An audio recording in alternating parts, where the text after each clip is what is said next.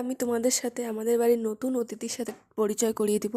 এদের নাম হলো ইনা, মিনা, টিনা। আর ওর মার নাম হলো মিনি।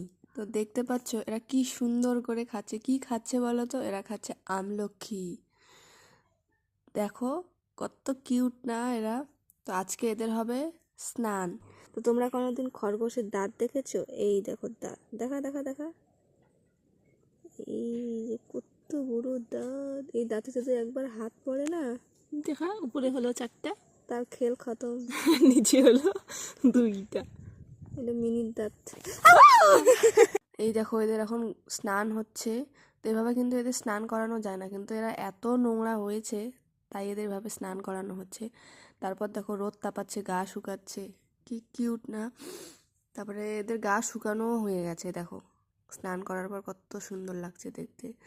তো তোমরা যদি এদের ভিডিও দেখতে চাও কমেন্ট করো। আজকের মতো টাটা, বাই।